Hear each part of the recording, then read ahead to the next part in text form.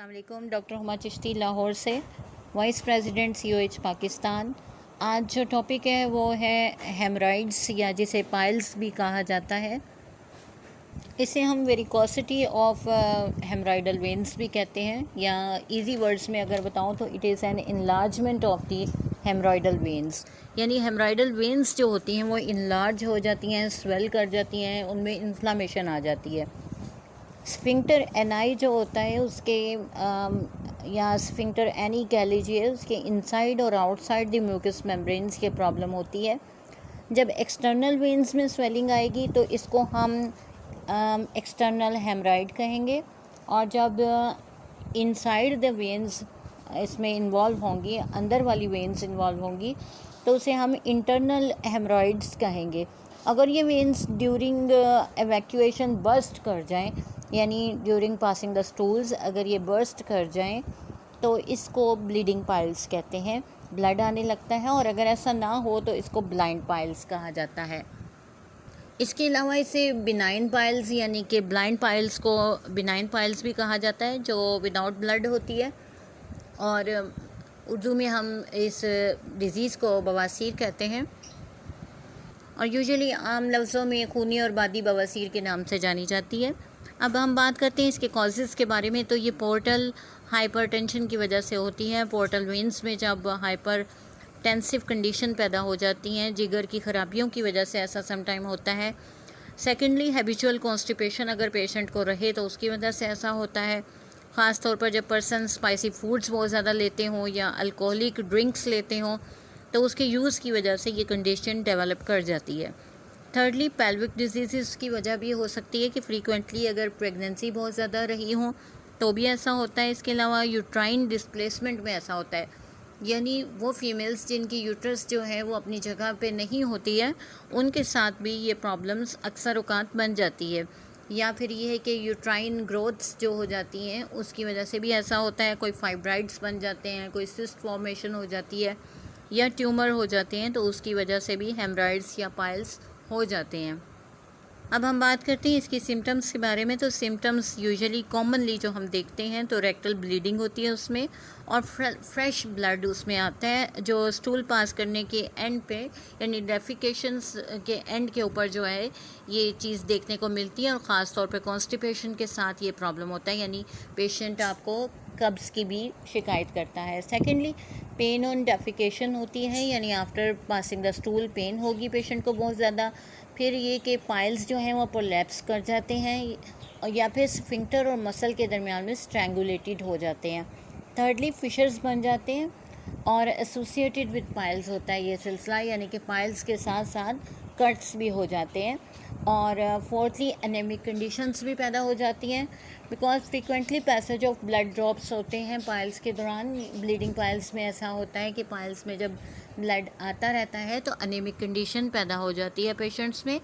अब हम इसके होम्योपैथिक ट्रीटमेंट के हवाले से बात करते हैं, क्योंकि अगर एलोपैथिक वे ऑफ ट्रीटमेंट की बात की जाए तो हेमराइड्स जो हो जाते हैं at the picture of bunch like shapes, जैसे ग्रेप लाइक शेप्स होती हैं, उसकी अगर हो जाएं तो ऑपरेट किया जाता है ऐसी कंडीशंस में। और टेंडेंसी जिन लोगों में होती है अक्सर औक़ात उनका ऑपरेट बताया जाता है, but it is not the solution actually.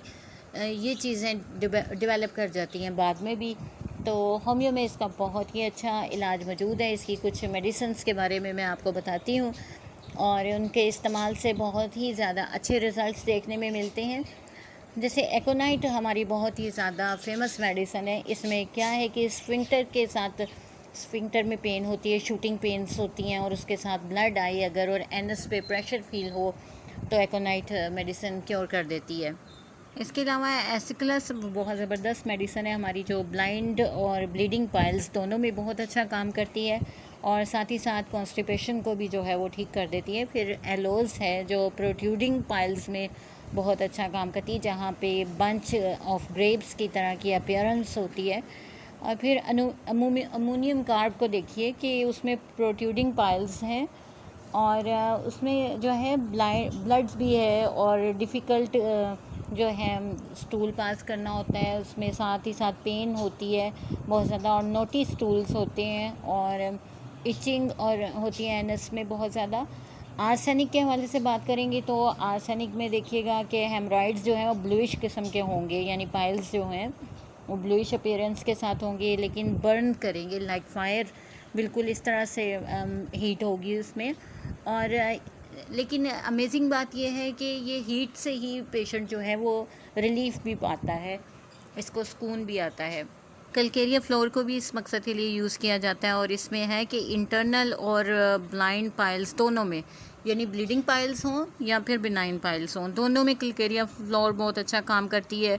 या साथ ही साथ कॉन्स्टिपेशन को भी ठीक कर देती है। और उसके साथ याद रखिए कि कलकेरिया फ्लोर का जो पेशेंट होता है ना, उसमें पेन होगी सैक्रन में भी और बैक में भी, यानी कमर में साथ ही साथ बहुत ज़्यादा पेन होगी।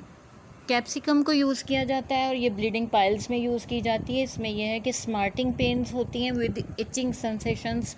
फिर हम कार्बोवेज को यूज़ करते हैं, फ्लोरिक एसिड को इस्तेमाल किया जाता है। कॉस्टिकम जहाँ स्पेशली फिस्टुलास बन जाएं और लार्ज और हार्ड पाइल्स बनी हों तो वहाँ पर इसको इस्तेमाल करवाएंगे।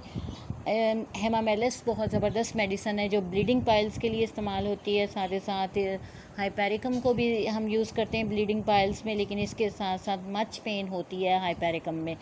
इग्नेशिया यूज़ की जाती है, काली म्योर है, लेक्सिस, लाइकोपोडियम, म्यूकोना एक मेडिसन है जिसे यूज़ करवाया जाता है और यह हेमराइडल टेंडेंसी यानी उस डायथेसिस को ठीक करती है और टेंडेंसी टूट जाती है उसकी।